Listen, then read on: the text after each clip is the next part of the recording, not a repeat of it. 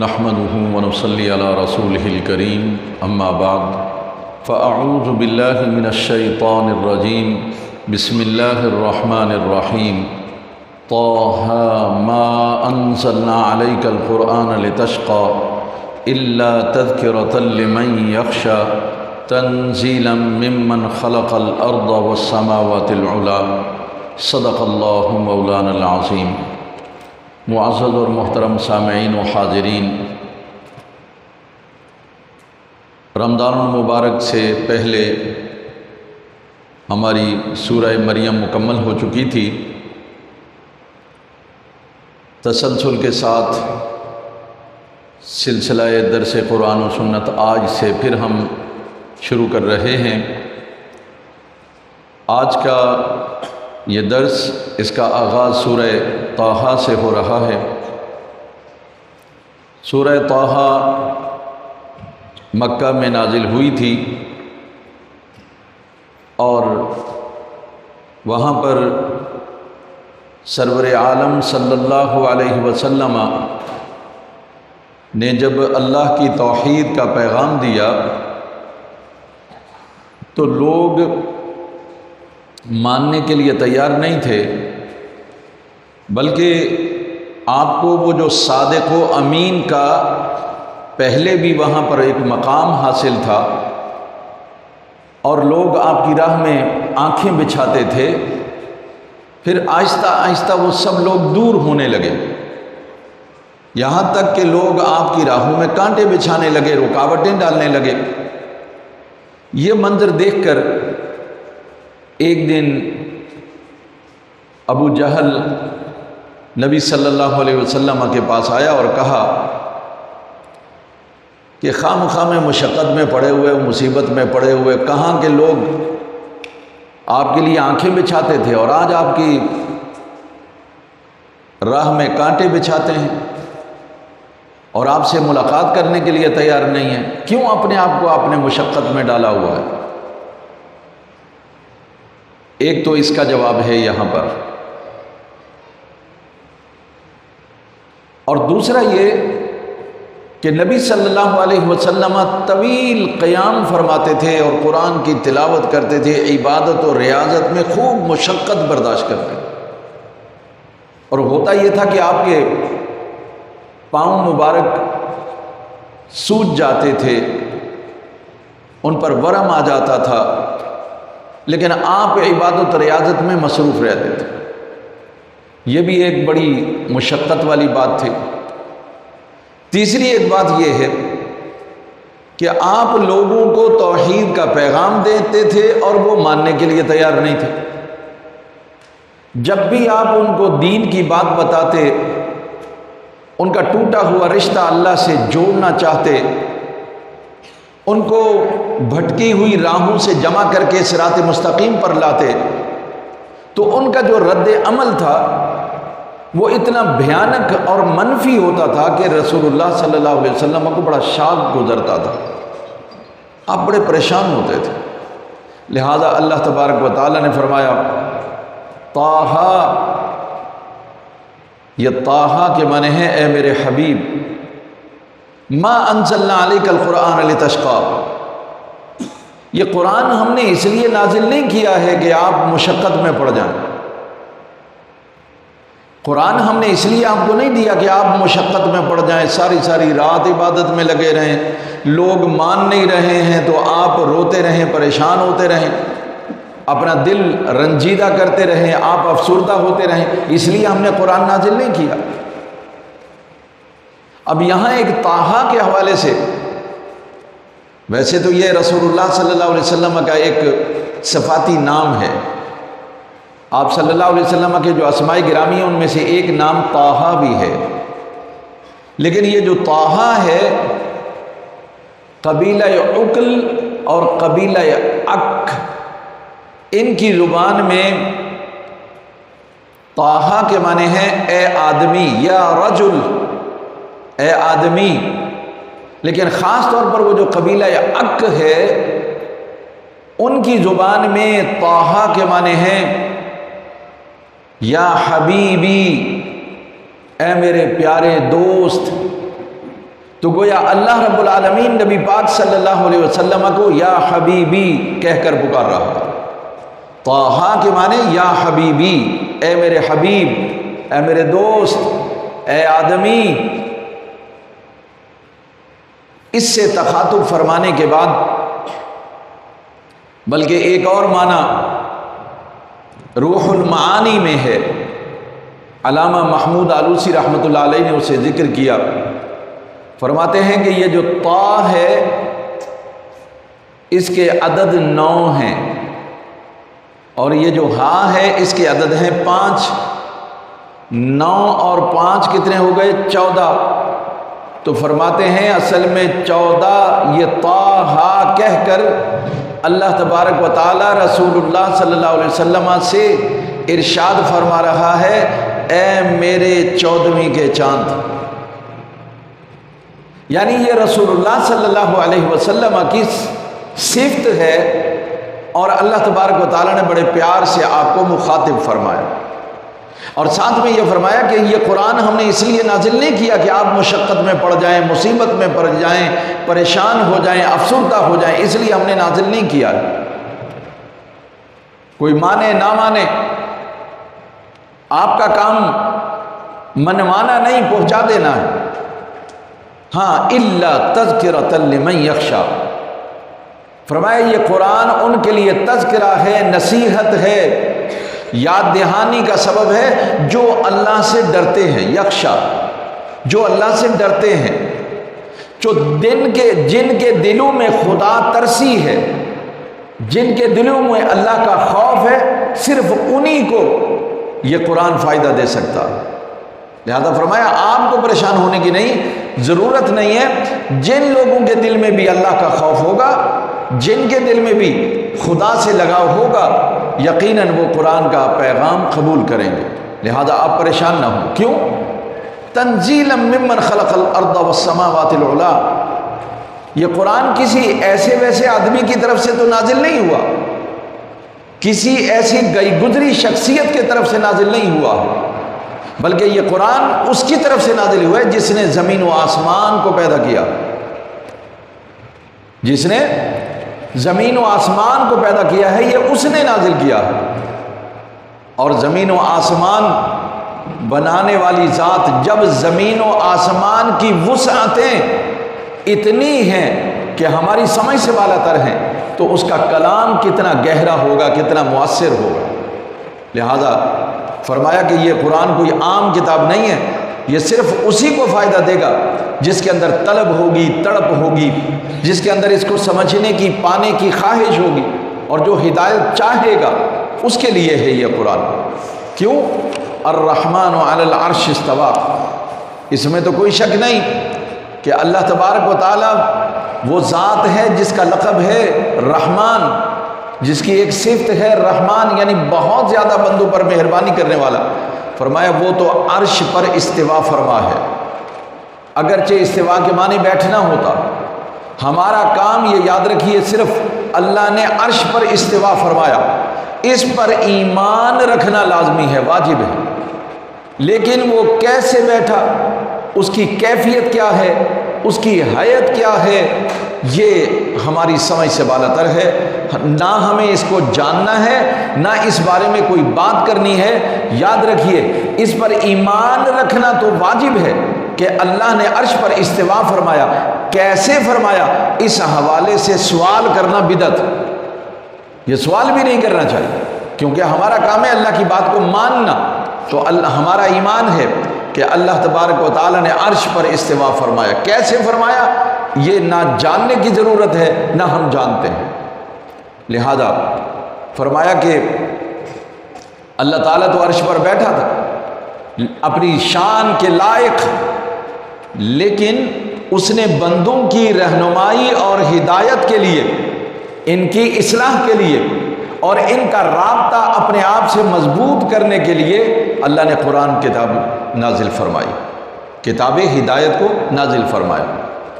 فرمایا لہو ما فی السماوات وما فی الارض وما بینہما وما تحت الثری، فرمایا اس کی بادشاہی کا تم کیا کہتے ہو کہ زمین و آسمان اسی کے لیے ہے، اور زمین و آسمان کے درمیان میں جو بھی مخلوقات ہیں وہ سب بھی اسی کے لیے ہیں۔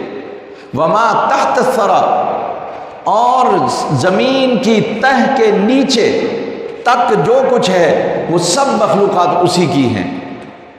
تو اس کا مطلب یہ ہے کہ اللہ جیسے ہماری اس کی ذات ہماری سمجھ میں نہیں آ سکتی، اس کی جو سلطنت ہے، اس کی جو ریاست ہے، اس کا جو ملک ہے، وہ بھی ہماری سمجھ سے بالا تر ہے۔ ہم آسمانوں میں دیکھتے ہیں تو ہمیں دھواں نظر آتا ہے، لیکن 7واں آسمان اور ایک آسمان تک 500 نوری سال کا فاصلہ ہے، یعنی 500 سال تک یہ روشنی سفر کرے تو تب جا کر آسمان پر پہنچتی۔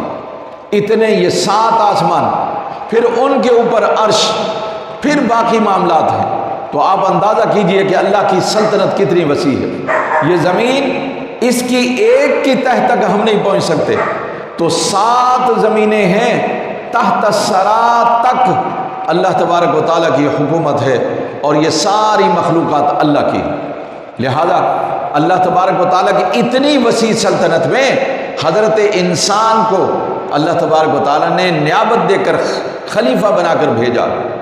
لہذا ہمیں چاہیے کہ ہم اللہ تبارک و تعالیٰ کی توحید، اس کی طاقت، اس کی قوت، اس کی ریاست، اس پر ایمان لائیں جیسا کہ اس کی شان کے لائق۔ اور قرآن کو اللہ تعالیٰ نے فرمایا ان کے لیے یہ مشقت پیدا کرنے کے لیے نہیں ہے، بلکہ انہوں نے نبی صلی اللہ علیہ وسلم کو وہ یہ سمجھتے تھے کہ کیسی بدنصیبی ہے نعوذ باللہ آپ کی کہ قرآن نازل ہوا تو آپ نے اپنے آپ کو مصیبت میں ڈال دیا۔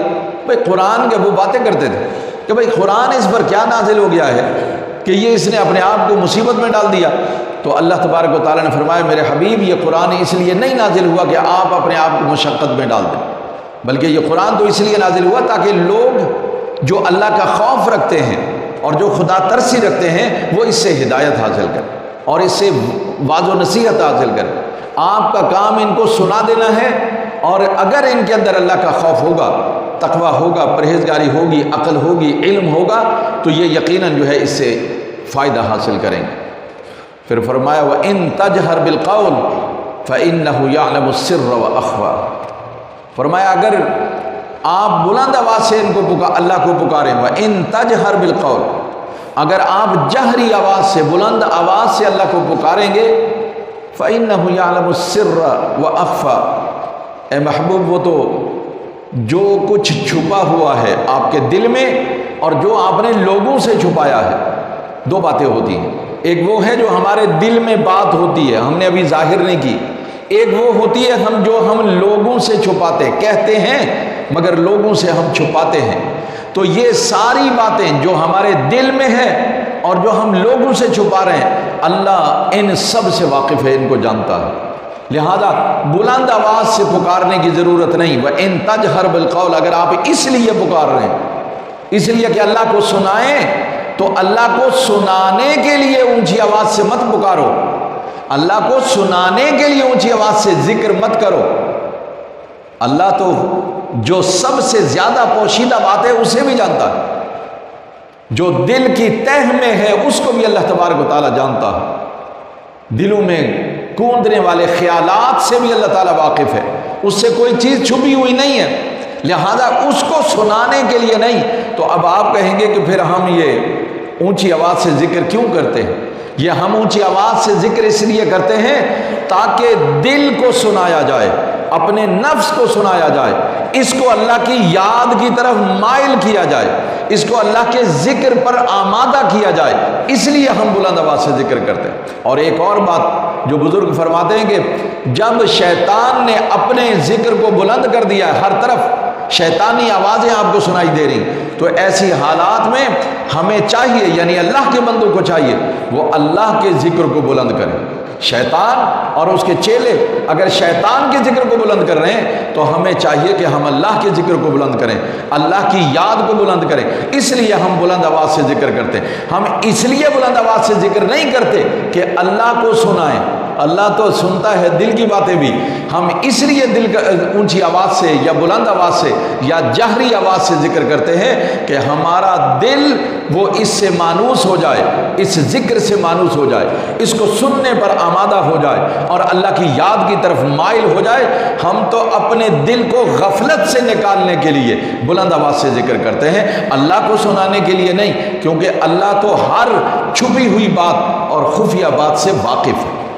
لہذا فرمایا اللہ لا الہ الا ہو لہ الاسماء الحسنی,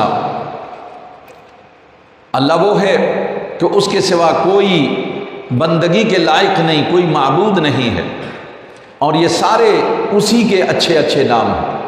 دراصل اس سے پہلے الرحمن علی العرش استویٰ کا لفظ آیا. الرحمن تو مشرکین عرب اللہ کو اللہ تو کہتے تھے, اللہ کے ذاتی نام سے تو جانتے تھے, لیکن جب آپ صلی اللہ علیہ وسلم نے رحمان کہنا شروع کیا تو انہوں نے یہ باتیں بنانا شروع کر دی. انہوں نے کہا لو بھائی, ہمیں کہتا ہے کہ یہ جو لات و منات ہیں, عزا ہیں, ود ہے, سوا ہے, ہمارے جو نائلہ اور عصاف ہیں, ہمارے جو بت ہیں, ان کے ہم نام لیتے ہیں تو یہ کہتا ہے کہ یہ شرک ہے, یہ بھی تم نے خدا بنایا, یہ بھی خود جو ہے اللہ بھی کہتا ہے, رحمان کو بھی پکارتا ہے, رحیم کو بھی پکارتا ہے. تو اس کا جواب دیا کہ دیکھو رحمان کوئی الگ ذات نہیں, یہ رحمان بھی اللہ کی صفت ہے, رحیم بھی اللہ کی صفت ہے, جس نام سے پکارو گے وہ اللہ تبارک و تعالیٰ کا نام ہے. لہذا فرمایا اللہ لا الہ الا ہو, اللہ ہی وہ ذات ہے جو معبود ہے یعنی عبادت کے لائق ہے,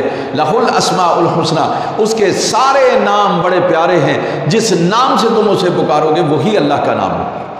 پھر اللہ تبارک و تعالیٰ نے نبی پاک صلی اللہ علیہ وسلم سے فرمایا وَهَلْ أَتَاكَ حَدِيثُ مُوسَىٰ, کیا آپ کو موسیٰ کا قصہ نہیں پہنچا.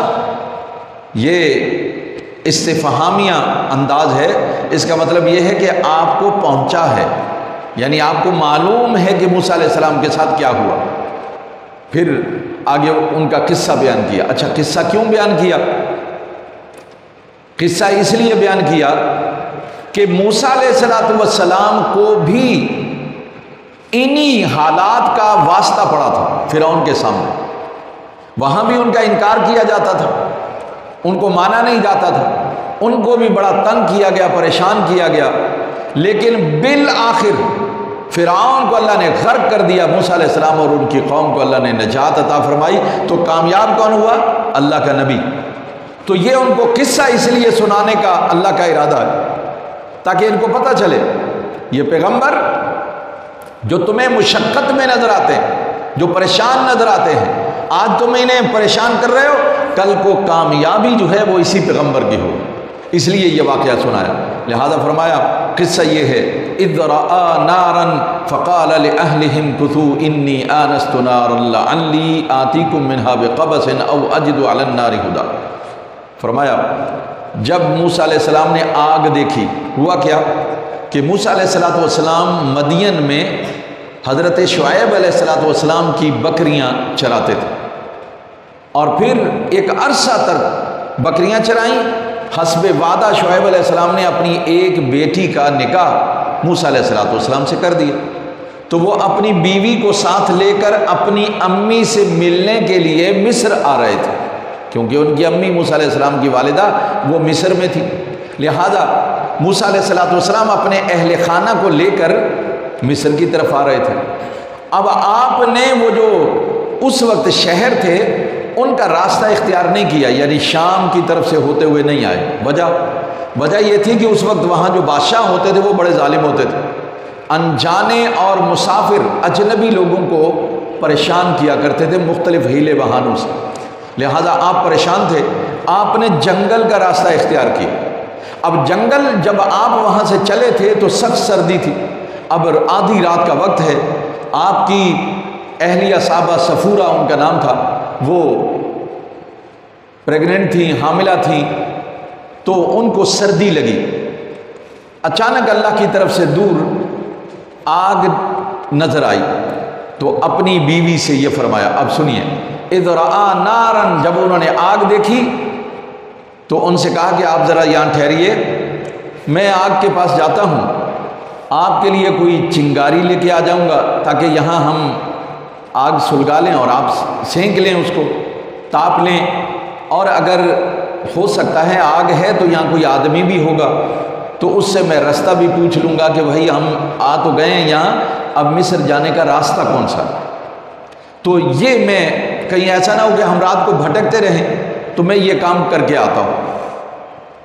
لیکن یہاں فقال لأہلہ، انہوں نے اپنی اہلیہ سے کہا، اپنے اہل سے کہا۔ یہ جملہ خاص طور پر آپ کے لیے ہے۔ وہ جو لوگ کہتے ہیں نا اہل بیت جو ہیں وہ صرف 5 ہیں، ان کے لیے ہے یہ،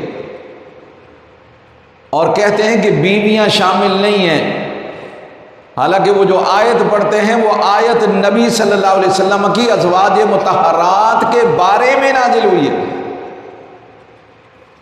جن کے لیے آیت نازل ہوئی ہے، کہتے ہیں جی یہ ان کا ذکر نہیں، وہ اس میں شامل نہیں۔ کمال ہے۔ اور یہاں موسیٰ علیہ السلام اپنی بیوی سے کہہ رہے ہیں فقال لأہلہ، اپنے اہلیہ سے، اپنے اہل بیت سے کہا۔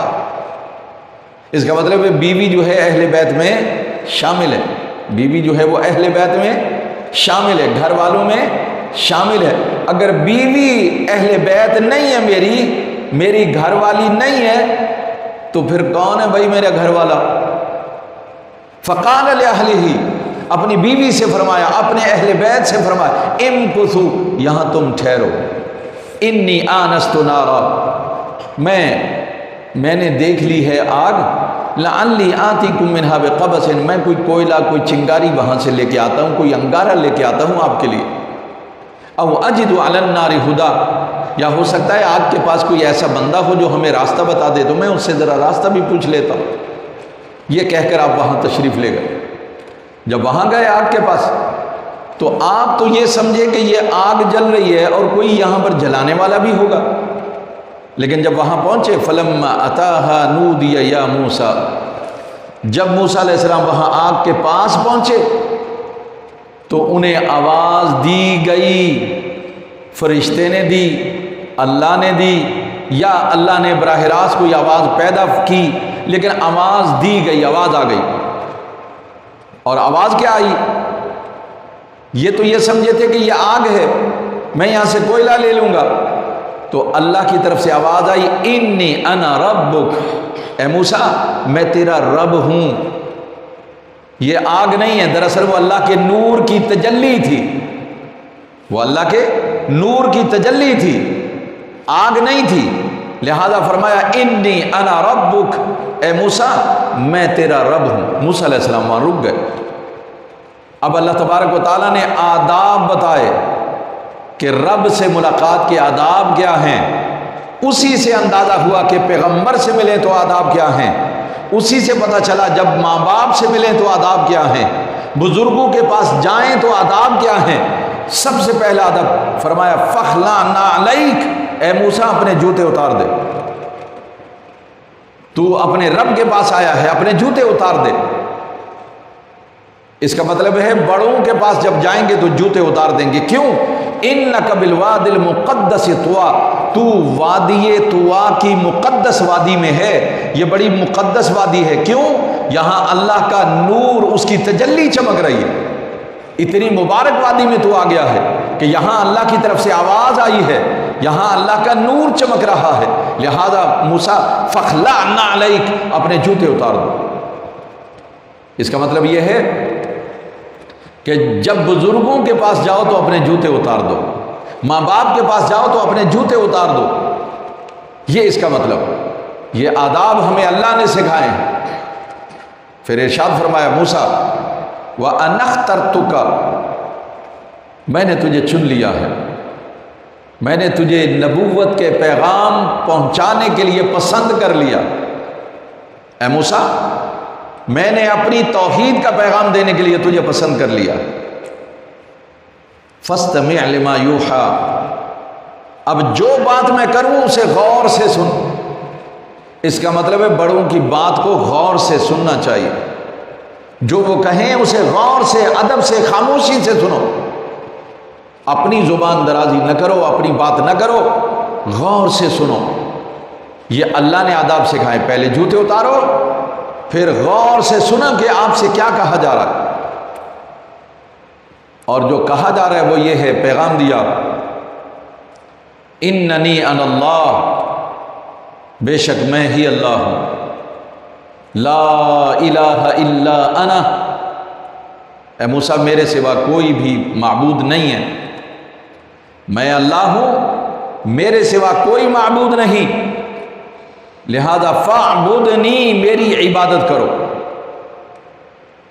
میری عبادت کرو، میری بندگی کرو، مجھے سجدہ کرو، اپنا سب کچھ مجھے مانو، اپنی امیدیں مجھ سے باندھو، مجھ پر بھروسہ کرو، توکل کرو، مجھ سے لو لگا دو، فاعبدنی، اپنی تمام تر عجز و انکساری اور تمام تر اظہار بندگی میرے سامنے کرو، فاعبدنی، صرف میری عبادت کرو۔ اور دوسرا حکم یہ ہے، وَأَقِمِ الصَّلَاةَ لِذِكْرِي، اور جب بھی میری یاد آئے نماز پڑھنا، جب بھی میری یاد آئے میری نماز پڑھنا۔ لیکن ایک اس کا مفہوم یہ بھی ہو سکتا ہے کہ بس تو میری نماز پڑھا کر تاکہ میں تجھے یاد کیا کروں، تو میری نماز پڑھا کر تاکہ میں تجھے یاد کیا کروں، کیونکہ قرآن میں ہے فَاذْكُرُونِي أَذْكُرْكُمْ، تم مجھے یاد کرو میں تمہیں یاد کروں گا۔ تو تم میری نماز پڑھو گے، گویا کہ مجھے یاد کرو گے تو میں تمہیں یاد کروں گا۔ اقیم الصلاۃ لذکری، اور یاد رکھیے نماز اللہ کی طرف سے فرض ہے، دین کا ستون ہے۔ تو نبی صلی اللہ علیہ وسلم نے ارشاد فرمایا کہ من ترک الصلاۃ یا ومن نام عنہا، جو شخص نماز بھول گیا یا نماز کے وقت سو گیا تو فَلْيُصَلِّيهَا إِذَا ذَكَرَهَا، جب اسے یاد آ جائے تو اسی وقت نماز پڑھے۔ فَكَفَّارَتُهَا، اس کا کفارہ یہ ہے کہ جب یاد آ جائے اس کو نماز پڑھے بس۔ لہذا اللہ کو یاد کرنے کے لیے بھی نماز پڑھی جائے گی، اور جو بھول جائے نماز وہ جب یاد آ جائے تب بھی اس کا کفارہ یہ ہے کہ اس کو ادا کیا جائے، نماز کو ادا کیا جائے۔ لہذا نماز بھی پڑھنی چاہیے۔ یہ دو حکم اللہ تعالیٰ نے دیے، فاعبدنی، میری عبادت کرو، اور دوسرا حکم یہ دیا کہ میری نماز پڑھو، مجھے یاد کرو تاکہ میں تمہیں یاد کروں۔ اس کے بعد قیامت کا ذکر کیا، فرمایا ان الساعۃ آتیۃ، اے موسیٰ قیامت آنے والی ہے، اکاد اخفیہا، میں تو اسے چھپانا چاہتا ہوں۔ اللہ کہہ رہا ہے موسیٰ علیہ السلام سے، میں اسے چھپانا چاہتا ہوں، اکاد اخفیہا، میں اسے چھپانا چاہتا ہوں۔ کیوں؟ لتجزا کل نفس بما تسعی، تاکہ جو لوگ کوشش کریں مجھ تک پہنچنے کی، ہدایت کی، مجھ سے ملاقات کی تیاری کریں، انہیں میں خوبصورت جزا عطا کروں۔ میں چاہتا ہوں یہ چھپا کے رکھوں۔ کیوں؟ اگر بتا دوں گا کہ فلاں وقت، فلاں دن، فلاں مہینے میں آئے گی، یہ سارے لوگ دنیاوی کام چھوڑ کر اس کی تیاری میں لگ جائیں۔ تو یہ جو دنیا کا سسٹم نظام ہے، میں نے اس کو دارالامتحان بنایا، یہ مقصد ختم ہو جائے گا، اس لیے میں نے اس کو چھپا دیا ہے۔ میں نے یہ نہیں بتایا کہ کب آئے گی، اس کا وقت متعین نہیں کیا میں نے، اور وجہ صرف یہ ہے تاکہ لوگ اس میں میرے لیے کوشش کریں، قیامت کا سامنا کرنے کے لیے، خدا کا سامنا کرنے کے لیے، خدا سے ملاقات کے لیے، اس حساب و کتاب کے لیے، جزا اور سزا پانے کے لیے یہ لوگ میرے لیے تیاری کریں۔ جو جتنی زیادہ کوشش کرے گا، جد و جہد کرے گا، اتنا بہترین اسے میں بدلہ عطا کروں، اجر عطا کروں۔ اس لیے میں بتانا نہیں چاہتا ہوں، لیکن آئے گی ضرور۔ ان الساعۃ آتیۃ، اے موسیٰ آئے گی ضرور قیامت، جب سب کچھ لپیٹ دیا جائے۔ لیکن فرمایا اے موسیٰ فلا یصدنک عنہا من لا یؤمن بہا، تو اے موسیٰ کہیں ایسا نہ ہو کہ جو قیامت کو نہیں مانتا، کہیں وہ قیامت کی تیاری سے تجھے روک نہ دے. جو قیامت پر ایمان ہی نہیں رکھتا، مانتا ہی نہیں ہے، کہیں ایسا نہ ہو کہ وہ خود تو غافل ہے اور تمہیں بھی روک دے اس کی تیاری کرنے کے لیے. وَاتَّبَعَ هَوَاهُ، اور وہ اپنی خواہشات کے پیچھے چلتا، اپنی مرضی کے بنائے ہوئے نظام کے پیچھے چلتا ہے. اس نے اپنے لیے جمہوریت بنا رکھی ہے، اس نے اپنے لیے سیکولرزم بنا رکھا ہے، اس نے سوشلزم بنا رکھا ہے، کیپٹلزم بنا رکھا ہے، مادیت بنا رکھی ہے. اس نے اپنے لیے خود نظام اور سسٹم بنایا ہوا ہے، ورلڈ آرڈر اس نے خود اپنا بنایا ہوا ہے. تو وہ اگر تو اس کی پیروی کرے گا فَتَرْدَا، تو پھر تو ہلاک ہو جائے گا. اگر تو نے اس کی پیروی کی فَتَرْدَا، اے موسیٰ تو ہلاک ہو جائے گا. لہذا ان کی بات نہیں ماننی کہ جو اللہ کے نظام کو چھوڑ کر، اور اللہ کا نظام قرآن میں ہے، سنت میں ہے، حدیث میں ہے، جو اللہ کا نظام چھوڑ کر اپنا سسٹم اور نظام بنائے، اپنا آرڈر نافذ کرے، اس کی اگر بات آپ مانیں گے تو وہ تو اپنے خواہشات کے پیچھے تباہ برباد ہو گیا ہے. تمہیں بھی فَتَرْدَا، اے موسیٰ تمہیں بھی وہ ہلاک کر ڈالے گا. لہذا اللہ نے واضح طور پر بتا دیا کامیاب وہی ہے جو اللہ کے بنائے ہوئے نظام اور سسٹم کے مطابق زندگی بسر کرے. اور وہ سسٹم اور نظام کیا ہے؟ وَمَن لَّمْ يَحْكُم بِمَا أَنزَلَ اللَّهُ فَأُولَٰئِكَ هُمُ الْكَافِرُونَ. اللہ نے فرمایا کہ جو کچھ اللہ نے نازل کیا اس کے مطابق اگر تم فیصلے نہیں کرتے، اور جو بھی فیصلہ نہیں کرتا وہ ذاتی ہو یا انفرادی یا اجتماعی، کتنے کوئی بھی فیصلہ ہو، اگر قرآن کے مطابق نہیں ہے تو فرمایا وہ لوگ کافر ہیں جو اس کے مطابق فیصلہ نہیں کرتے. تو ہمارے تو عملی طور پر کافر ہونے میں کوئی شک نہیں کہ ہمارا کوئی عمل اسلام کے مطابق نہیں ہے. تو اس لیے فرمایا فَتَرْدَا، موسیٰ تم ہلاک ہو جاؤ گے. اور آج ہم اپنی ہلاکت اپنی آنکھوں سے دیکھ رہے ہیں. یہ جو آپ کو پریشانیاں لاحق ہیں، مہنگائی ہو رہی ہے، خوف ہے، ڈر ہے، چوری ہے، پتہ نہیں کیا کیا ہے، یہ سب اس لیے ہے کہ ہم سب نے اللہ کی رسی کو چھوڑ رکھا ہے، اللہ کے احکامات کو پس پشت ڈال رکھا ہے. ہم اللہ کے نظام کے مطابق زندگی بسر نہیں کر رہے ہیں، ہم اپنی خواہشات کے پیچھے چل رہے ہیں، اس لیے ہلاک ہو رہے ہیں. پھر اللہ تبارک و تعالیٰ نے موسیٰ علیہ السلام سے پوچھا وَمَا تِلْكَ بِيَمِينِكَ يَا موسیٰ، اے موسیٰ یہ تیرے ہاتھ میں کیا ہے؟ بتائیے کہ اللہ کو پتہ نہیں ہے کہ اس کے ہاتھ میں کیا ہے؟ کوئی آدمی بھی ہوگا تو دیکھے گا تو بتا دے گا، لیکن اللہ اپنے بندے سے باتیں کرنا چاہتا تھا، کلام کرنا چاہتا تھا، اور موسیٰ علیہ السلام سے سننا چاہتا تھا. تو موسیٰ علیہ السلام نے عرض کیا ہی عصای، اے اللہ یہ ڈنڈا ہے، عصا ہے، یہ ڈنڈا ہے. اللہ نے تو یہی پوچھا تھا کہ یہ کیا ہے، تو اتنا کافی تھا کہ یہ ڈنڈا ہے. آگے فرمایا اتوکأ علیہا، اے اللہ اس ڈنڈے کی سینہ میں کبھی کبھی ٹیک لگا لیتا ہوں. اب یہ بات چرواہوں سے جا کے پوچھیں کہ وہ ڈنڈے سے ٹیک لگا کر بیٹھ بھی جاتے ہیں، ڈنڈے سے ٹیک لگا کر سو بھی جاتے ہیں، اس سے ٹیک لگا کر کھڑے بھی ہو جاتے ہیں، اور بھی بڑے کام ڈنڈے سے لیتے ہیں. یہ جو ذمہ دار قسم کے لوگ ہیں، جو چرواہے ہیں خاص طور پر، ان سے پوچھئے ڈنڈے سے کیا کام لیا جاتا ہے. پھر فرمایا وَأَحُشُّ بِهَا عَلَى غَنَمِي، اور میں اپنی بکریوں کے لیے اس سے پتے جھاڑتا ہوں. یہ ڈنڈا ہے میرا، میں بکریوں کے لیے پتے بھی اس سے جھاڑتا ہوں. اس کا مطلب ہے پتے جھاڑنے کے کام بھی یہ آتا ہے. وَلِيَ فِيهَا مَآرِبُ أُخْرَى، اے اللہ اس کے علاوہ بھی بڑے کام میں اس سے لیتا ہوں. اب موسیٰ علیہ السلام اللہ سے بات کرنا چاہ رہے تھے، خدا سے کلام کی لذت اتنی تھی، وہ شوق کلام میں باتیں کرتے جا رہے ہیں، باتیں کرتے جا رہے ہیں کہ یہ سلسلہ دراز ہو جائے. جس سے پیار ہوتا ہے جی چاہتا ہے اس سے بات میری لمبی ہو جائے، اور جس کے ساتھ دل نہ ملے جی چاہتا ہے کہ یہ جلدی سے چلا جائے. تو موسیٰ علیہ السلام رب سے کلام کر رہے تھے، ان کا جی چاہ رہا تھا بات لمبی سے لمبی ہوتی رہے، لہذا ساری باتیں بتا دی.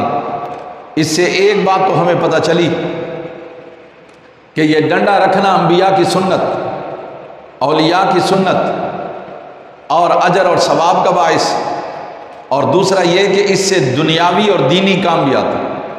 دینی اس لیے کہ سنت ہے، عمل کریں گے ثواب ملے گا، اور دنیاوی اس لیے کہ اس سے بہت سارے کام راستہ چلتے ہوئے اس سے بڑے کام لیے جاتے ہیں۔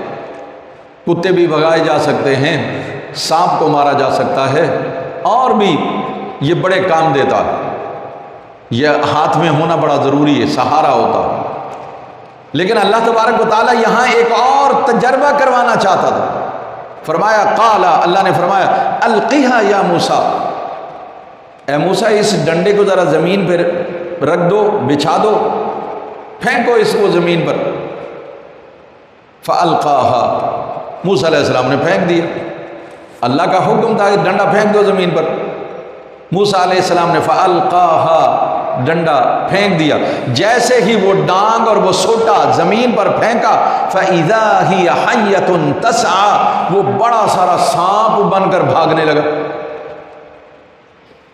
یہ اللہ تبارک و تعالیٰ نے تجربہ کروایا موسیٰ علیہ السلام، بڑا سارا سانپ بن گیا۔ موسیٰ علیہ السلام ڈرے، ڈر کر پیچھے بھاگے، دیکھا بھی نہیں اس کی طرف۔ یہ قرآن نے کہا ہے، دوسری جگہ ایک آیت ہے۔ موسیٰ علیہ السلام نے جب دیکھا ڈر گئے اور الٹے پاؤں بھاگے، اس کی طرف دیکھ بھی نہیں رہے تھے خوف کے مارے۔ اللہ تبارک و تعالیٰ نے فرمایا قال خذھا، موسیٰ ڈرو نہیں، ولا تخف، اسے ڈرو نہیں، خذھا، اس کو پکڑ لو۔ آپ اسے پکڑ لیں گے نا، سنعیدھا سیرتھا الاولی، ہم اس کو واپس ڈنڈا بنا دیں گے۔ آپ اس کو پکڑ لیں گے تو ہم ڈنڈا بنا دیں گے۔ جب اللہ کی طرف سے یہ بات سنی، موسیٰ علیہ السلام پھر تکڑے ہو گئے، اور پھر آپ نے فوراً سانپ کو اس کے منہ سے پکڑ لیا۔ جب اس کے منہ سے پکڑا، آپ کا ہاتھ لگا تو وہ پھر سے ڈنڈا بن گیا۔ دراصل اللہ تبارک و تعالیٰ، ابھی آگے آپ دیکھیں گے، اللہ تبارک و تعالیٰ فرعون کی طرف آپ کو بھیجنا چاہتا تھا، اس سے پہلے یہ ایک معجزہ دیا تاکہ موسیٰ علیہ السلام وہاں نہ ڈر جائیں، اس لیے یہیں ڈر نکال دیا۔ کہا جب آپ پھینکیں گے سانپ بن جائے گا، جب آپ اس کو پکڑ لیں گے یہ ڈنڈا بن جائے گا، سوٹا بن جائے گا۔ اب موسیٰ علیہ السلام بڑے تگڑے ہو گئے، قوت آ گئی کہ یہ اللہ کے حکم سے ڈنڈا بن جاتا ہے، اللہ کے حکم سے سانپ بن جاتا ہے۔ لہذا یہ ایک تو یہ اللہ تعالیٰ نے آپ کو وہاں معجزہ دیا۔ آگ لینے گئے تھے، نبوت مل گئی، معجزات مل گئے۔ اسی لیے فرمایا یہ پیغمبر محمد صلی اللہ علیہ وسلم یہ اس وقت تمہیں پریشان نظر آ رہے ہیں، اور تم ان کو کہتے ہو کہ یہ سب سے کمزور ہے، ضعیف ہے، یتیم ہے، مسکین ہے۔ فرمایا اللہ ایسے ہی لوگوں کو پیغمبر بنا دیتا ہے، اولو العزم پیغمبر چن لیتا ہے۔ فرمایا موسیٰ وَاضْمُمْ يَدَكَ إِلَىٰ جَنَاحِكَ تَخْرُجْ بَيْضَاءَ مِنْ غَيْرِ سُوءٍ آیَةً أُخْرَىٰ۔ فرمایا موسیٰ اپنے ہاتھ اپنی بغل میں ڈال اور پھر انہیں نکال، ایسے چمکتے ہوئے تیرے ہاتھ نکلیں گے، تجھے بیماری بھی نہیں ہوگی، تجھے تکلیف بھی نہیں ہوگی، پھوڑا بھی نہیں ہوگا، سوجن بھی نہیں ہوگی، بس تو ذرا نکال، ایسے کر۔ لِنُرِيَكَ مِنْ آيَاتِنَا الْكُبْرَىٰ، ہم بڑی بڑی نشانیاں تجھے دکھانا چاہتے ہیں، معجزہ دینا چاہتے ہیں۔ اب موسیٰ علیہ السلام نے کیا کیا؟ اپنا ہاتھ بغل میں ڈالا، جیسے ہی نکالا، وہ تھا رات کا وقت، ہاتھ چاند کی طرح چمکنے لگا۔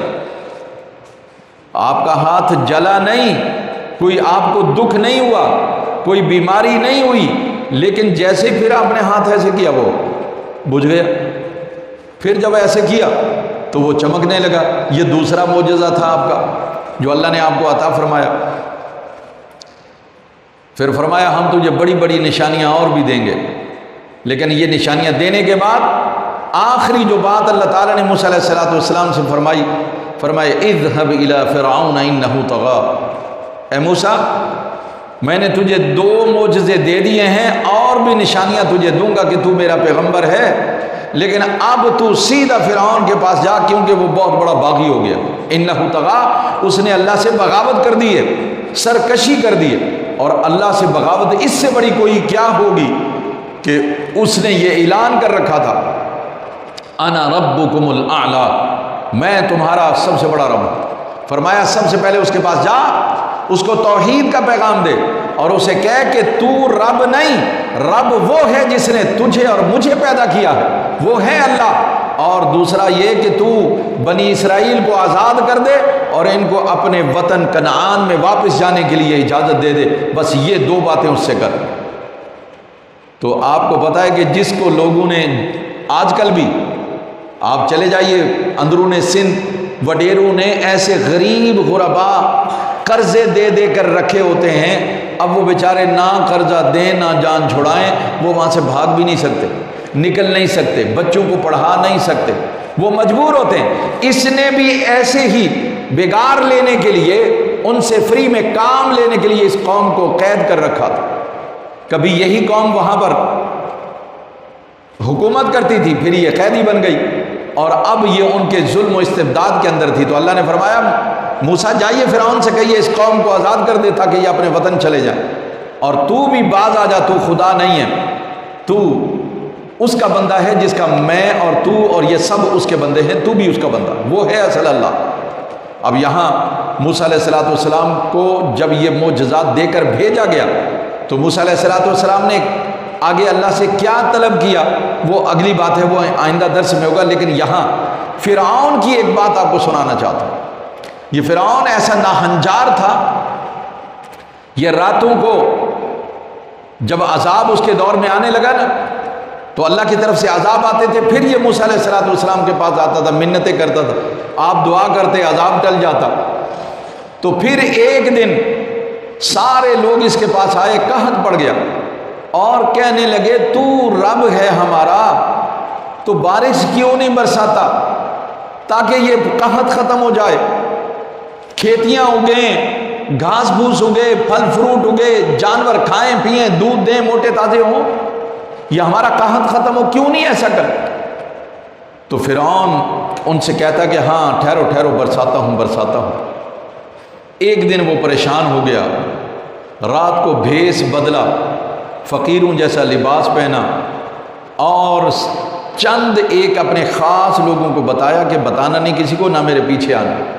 جنگل میں نکل گیا، جا کر خاک اپنے سر میں ڈالی، سر سجدے میں رکھا اور کہا اے اللہ تو سچا اللہ ہے، میں جھوٹا ہوں، میں نے اس دنیا کی خاطر جھوٹا دعویٰ کر رکھا ہے خدائی کا، اے اللہ کچھ بھی میرے اختیار میں نہیں، میرے ہاتھ میں نہیں، اے اللہ تو میںہ برسا دے، میری لاج رکھ لے، میں تجھے سچا اللہ مانتا ہوں۔ سر سجدے میں رکھ کر فرعون بھی اگر خدا کی خدائی کا اعتراف کر لے تو رب اس کی دعا کو بھی رد نہیں کرتا۔